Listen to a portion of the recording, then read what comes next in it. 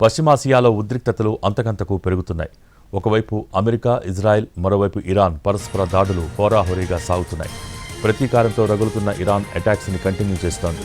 శత్రు దేశాలుగా భావిస్తున్న వాటిపై విరుచుకుపడుతోంది. ప్రధానంగా ఇజ్రాయెల్ను టార్గెట్ చేసి ప్రతీకార దాడుల్ని తీవ్రతరం చేసింది. ఇజ్రాయెల్ ప్రధాని నెతన్యాహు టార్గెట్గా క్షిపణులతో దాడులకు దిగింది. ఇజ్రాయెల్ ప్రధాని టార్గెట్గా దాడి చేసిన విషయాన్ని ఐఆర్జీసీ ప్రకటించింది. ఇజ్రాయెల్ ప్రధాని ఆఫీస్పై క్షిపణులతో దాడి చేశామని, కానీ నెతన్యాహు ఎక్కడ ఉన్నారో స్పష్టత లేదని స్పష్టం చేసింది. తాము జరిపిన దాడుల్లో ఇజ్రాయెల్కు చెందిన పలువురు కమాండర్లు హతమయ్యారని ఐఆర్జీసీ తెలిపింది.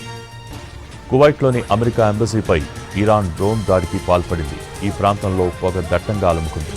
అటు ఇరాన్ డ్రోన్ దాడులతో బహ్రెయిన్ రాజధాని మనామాతో పాటు దుబాయ్, దోహా, అబుదాబిలోని పలు ప్రాంతాల్లో మరోసారి పేలుళ్ల శబ్దాలు వినిపించాయి. ఇరాక్లోని ఎయిర్పోర్ట్ సమీపంలో 2 డ్రోన్లను ఆ దేశ గగనతల రక్షణ వ్యవస్థలు కూల్చేశాయి. సైప్రస్లోని బ్రిటన్ నౌకాదళ స్థావరంపై డ్రోన్ దాడి జరిగింది. ఈ దాడిలో స్వల్ప నష్టమే జరిగిందని సైప్రస్ ప్రభుత్వం తెలిపింది. ఇజ్రాయెల్లో సైరన్ల మోత మోగుతోంది. ఇరాన్ నుంచి వచ్చే క్షిపణుల్ని తమ ఎయిర్ డిఫెన్స్ సిస్టమ్ అడ్డుకుంటోందని ఇజ్రాయెల్ డిఫెన్స్ ఫోర్సెస్ చెప్పాయి. ఈ భీకర యుద్ధం పెను విషాదాన్ని మిగిలిస్తోంది. కేవలం సరిహద్దులకే పరిమితం కాకుండా ఇతర గల్ఫ్ దేశాలకు విస్తరించింది. ఇరాన్ చేస్తున్న యుద్ధంలో పలు దేశాలకు భారీ నష్టం వాటిల్లుతోంది. ఈ దాడుల వల్ల జరిగిన ప్రాణ నష్టంపై ఇరాన్ తాజాగా అధికారిక గణాంకాలను విడుదల చేసింది. అమెరికా, ఇజ్రాయెల్ సంయుక్తంగా జరుగుతున్న వైమానిక దాడుల కారణంగా ఇరాన్ భూభాగంలో ఇప్పటివరకు 555 మంది ప్రాణాలు కోల్పోయారని ఇరానియన్ రెడ్ క్రెసెంట్ సొసైటీ తెలిపింది. ప్రస్తుతం జరుగుతున్న యుద్ధంపై అమెరికా రక్షణ శాఖ సంచలన వ్యాఖ్యలు చేసింది. తమతో పెట్టుకుంటే ఎంతటి వారినైనా వదిలిపెట్టబోమని అమెరికా రక్షణ మంత్రి పీట్ హెగ్సెత్ హెచ్చరించారు. అమెరికాను బాధించినా, అమెరికన్లను బాధపెట్టినా క్షమించే ప్రసక్తే లేదన్నారు. ఎంతటి వారైనా అమెరికా జోలికొస్తే అందుకు మూల్యం చెల్లించుకోక తప్పదని చెప్పారు. అమెరికా జోలికి వచ్చిన వారిని భూమిపై ఎక్కడున్నా వేటాడి వెంటాడి మట్టుబెడతామన్నారు.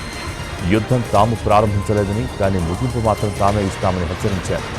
ఇరాన్ దారికి రాకపోతే దాడులు తీవ్రతరం చేస్తామని, గట్టిగా బుద్ధి చెప్తామంటూ అమెరికా రక్షణ శాఖ తెలిపింది. అమెరికా రక్షణ శాఖ వ్యాఖ్యలతో యుద్ధం తీవ్రత మరింతగా ఉండబోతోంది అనే సంకేతాలిచ్చింది. యుద్ధం ఆపేందుకు మధ్యవర్తులతో ఇరాన్ సంప్రదింపులు జరుపుతోందంటూ వస్తున్న వార్తల్ని ఇరాన్ నేషనల్ సెక్యూరిటీ కౌన్సిల్ కార్యదర్శి అలీ లర్జానీ ఖండించారు.